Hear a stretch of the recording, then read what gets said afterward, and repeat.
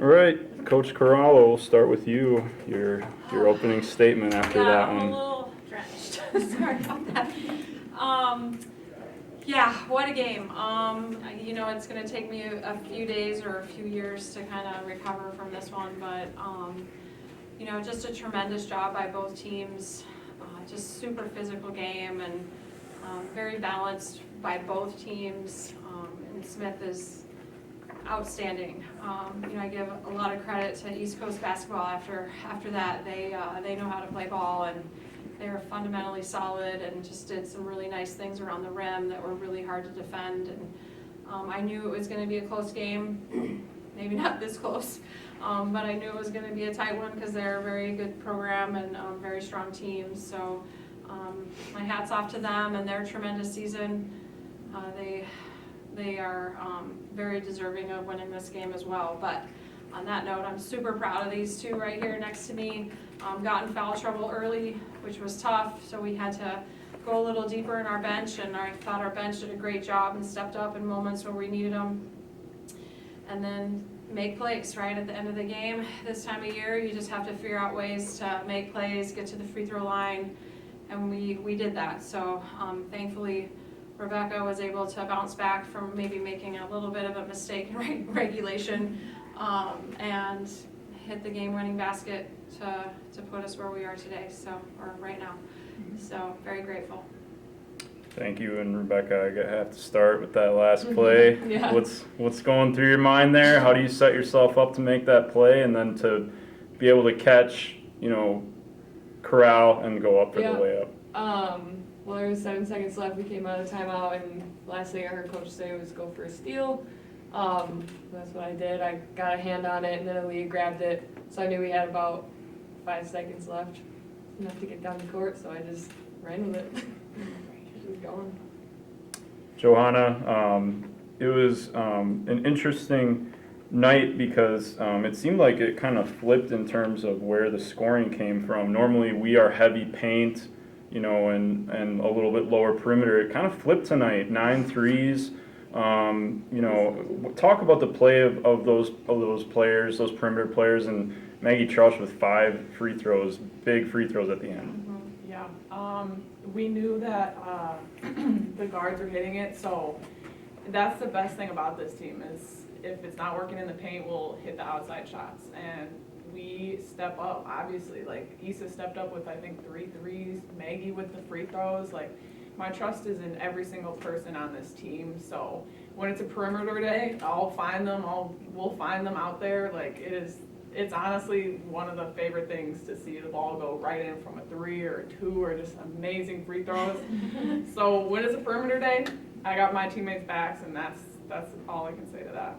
Awesome. Thank you. We'll open it up for questions, guys. My first thing would be for Johanna. It seemed like Smith traveled really well. They had a lot of people there. It was really loud. Whitewater had a big crowd there. So how does that, attendance was 1,200. So how does that affect you guys when you're playing? We play for everyone that supports us. Like, the fact that we're able to host is a blessing because we know that we'll have a great crowd. Whitewater, the community, always shows up, and hearing that roar is just insane. And it's so intense, and it's just a feeling that you can only get in this kind of situation. So being at home, it's amazing.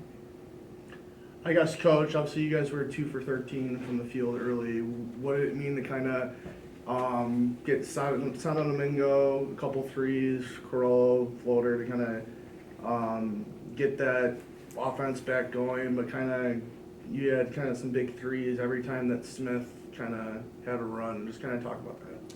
Yeah, I think just to what Joe said, it was great to see our guards really step up and play with a lot of confidence, and they know now. It was very obvious how Smith was going to defend us early by completely not guarding Issa, and that started a while back actually, and she takes quite offense to that, so she has been working really hard on her three-point shot and puts a lot of extra time in the gym working on that. So as you can see, as the year has gone on, she's improved tremendously, and now teams have to come out and guard her, which helps open everything up in the paint. But We'll say what Joe said, that's a great thing about this team. It could be a guard one night, it could be a post, it could be a combination of the two. So for us to be able to have that kind of well-rounded, balanced attack is something that we really work towards. And these guys are super unselfish, so Rebekah doesn't care if maybe it was her night, last week. She doesn't care if maybe it's Casey or Issa's night tonight. So she's willing to share the ball and feed the person that's hot. So that's what we're always looking to do. So just a well-rounded performance, I thought, from everyone. Coach, just talk about how battle-tested this team is, Yeah. coming in with so many clutch shots in the last closing seconds there.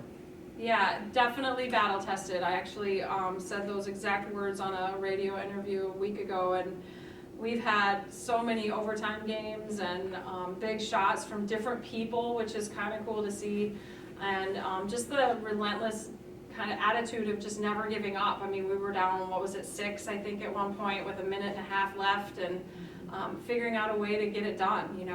The foul on the 3 was huge with Maggie knocking those down, and then just knowing that anything can happen. That's the great thing about basketball, is that it can change so fast. One big play can determine the outcome. And this team has seen everything, literally everything, from a defensive standpoint, how teams are going to defend us. So we're very familiar with who we're going to play tomorrow, so we know how they're going to defend us. So we're ready for anything, and you can see that they just have this never give up attitude. Rebekah, being a senior from Whitewater, does that make this night even more special? Yeah, it's pretty special. These are the kinds of games I dreamt of playing in really when I was younger, so yeah, it's pretty cool. I try not to look in the stands too much, but when I do and I see people that I've known my whole life, it's pretty awesome. I guess, Coach, where does this rank up in terms of like Kachel Gym wins and One of the best. probably it's got to rank right up there with the Maryburg the double buzzer beater game going back all those years ago. Just kind of where does this one rank for you? Yeah, super high. I mean, I think those moments in my life are very special, and I feel very grateful to be a part of those moments. As a coach, you always want to be in those situations. You look forward to those opportunities to be able to see great players make great plays in tough situations and win games. I mean, that's just incredible. So I have to say it's got to rank pretty high up there, and it's even more special because I've watched Rebekah grow up since she was probably like 5 or 6 years old. She lived 2 houses down from me, so it's really special to see her do that for her and her family and our community. And she's watched Warhawk basketball forever, so for her to now put on the uniform and make a great play like that is tremendous. Can you talk about the end of the game a little bit, because it was 76-71, and just talk about kind of how big was it to get Maggie Troush 5 makes from the line, especially after getting the foul on the 3-pointer. Just kind of talk about that. Yeah, we've been talking about when we're down in games like that to get to the foul line. That's super important. So, typically you're not looking to shoot a 3 in those situations, but trying to get to the rim so we can get to the foul line to stop the clock and get some looks at some free throws. But she did a great job. She missed the first one and was ready to shoot the next one. She didn't care. She's like, give me the ball. And again, just wanting to be in that moment. That's the great thing about these ladies, is that they want the moment. They want the ball in their hands, and it's not just one of them. It's like 3 or 4 or 5 of them. So it's great to have the ability to have that many different options.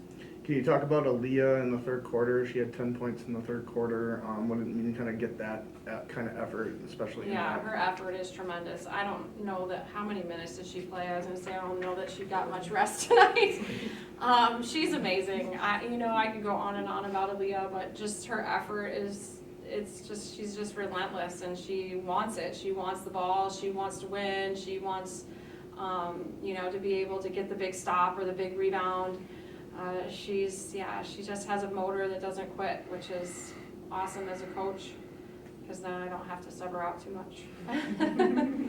Can you talk about tomorrow a little bit with kind of what does it mean from the conference standpoint that there's going to be an all or nothing game to send either team to the Final Four? What does that mean for the WIAC? It's awesome. It's so great. I mean, you know, Oshkosh and us have had, you know, this long-standing rival for, you know, a while, but it's great, because, you know, they're all Wisconsin, Illinois people. We are representing our conference. We're both in the Elite Eight. Like, that's just incredible. And, you know, I am hopeful that we come out on top, but either way, I'm gonna be excited for, you know, for Oshkosh. But, you know, it's just a great representation of what our conference has done this year. I mean, look at our strength of schedule. It's just incredible compared to a lot of other teams in the country. This conference has just been tremendous this year. So I'm proud to be able to coach my team in those situations, and proud to be a part of the WIC for sure.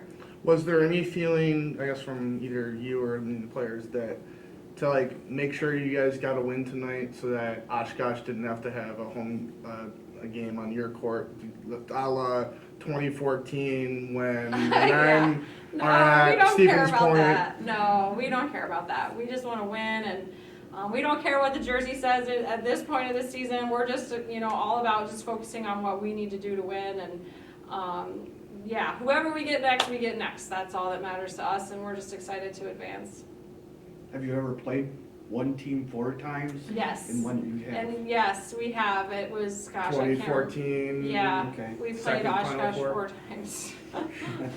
Yes. Is, what do you do? I mean, obviously you know what they do. You go try something new tomorrow, or just do No, what I you- think, you know, it's the time of year, you just leave it up to these guys, you know, they're ready, they've worked really hard to get to this place, and they know what to do, and it's really gonna come down to which team makes the plays, makes the baskets, gets stops, gets big rebounds.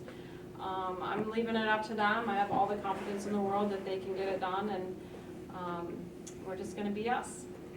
All right, thank you very much, Yep, everyone. thank you guys.